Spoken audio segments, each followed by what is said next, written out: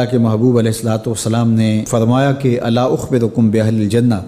میں تمہیں اہل جنت کے بارے میں خبر نہ دوں؟ تو پھر ارشاد فرمایا الضعفاء المظلومون، جو مسلمان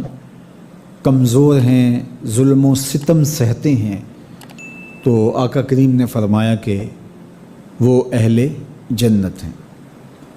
چونکہ بہت سارے گناہ کا کفارہ ان پر ہونے والے ظلم بن جاتے ہیں۔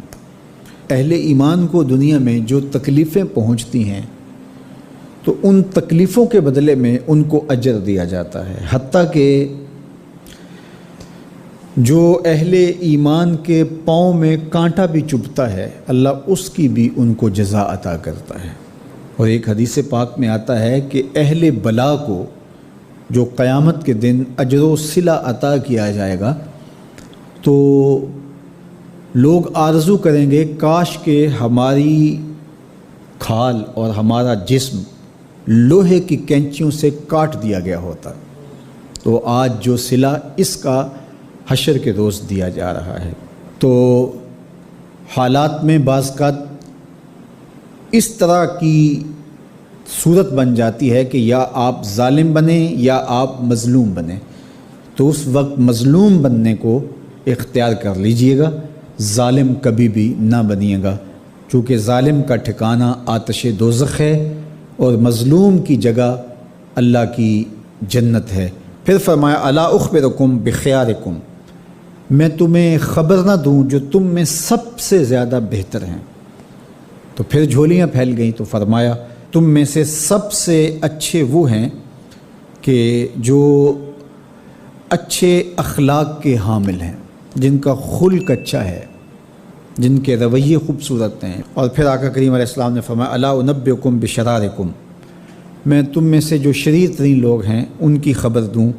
السرسارون المتشدقون المتفہقون، یہ وہ لوگ ہیں کہ جب مجلس ہو رہی ہو تو سب لوگوں کو برابر بولنے کا حق ہوتا ہے، اور کچھ لوگ تکبر کی وجہ سے بولتے ہی رہتے ہیں اور وہ سمجھتے ہیں کہ بس مجھے ہی حق ہے بولنے کا،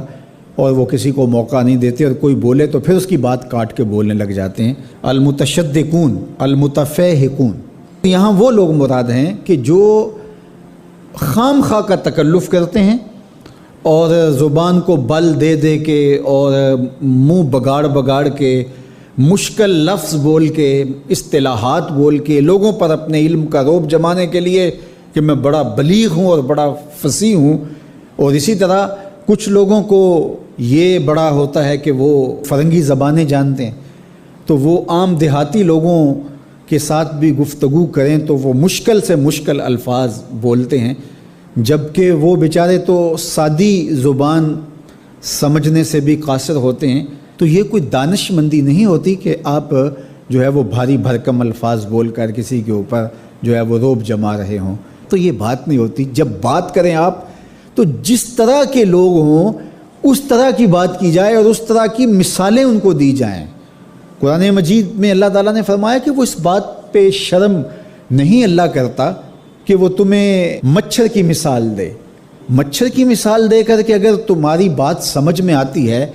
اور مکڑی کے جالے کی مثال دے کے اگر تمہاری بات سمجھ میں آتی ہے تو اچھی بات ہے۔ دیکھو چھوٹا بچہ ہو، دودھ پیتا ہو، تو اس کو یخنی تو نہیں پلائی جاتی، اس کا معدہ خراب کرنا ہے، وہ برداشت نہیں کر سکتا، اس کو وہ دیا جائے جو وہ برداشت کر سکتا ہے۔ اس لیے آپ کے مخاطبین کس طرح کے ہیں؟ کلم الناس علی قدر عقولہم لا علی عقولکم، میرے اور آپ کے آقا و مولا نے فرمایا جب بات کرو تو لوگوں کے فہم کے مطابق کرو، اپنے فہم اور اپنی عقل کے مطابق نہ کرو۔ علامہ اقبال علیہ رحمہ کی شاعری اور ان کا خوبصورت ادب اگر آپ دیکھیں تو اہل علم کے لیے سوغات ہے، لیکن جب چھوٹے بچوں سے مخاطب ہوتے ہیں تو پہاڑ اور گلہری کے نام سے نظم لکھتے ہیں، جگنو کے نام سے نظم لکھتے ہیں، اور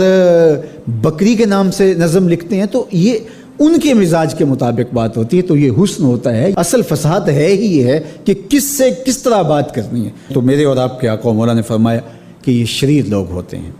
تو اللہ تعالی ہم سب کو اس کی توفیق عطا فرمائے کہ ہم نہ تو اہل دوزخ سے ہوں اور نہ شریروں میں ہمارا شمار ہو۔ Subscribe now and press the bell icon. Never miss an update.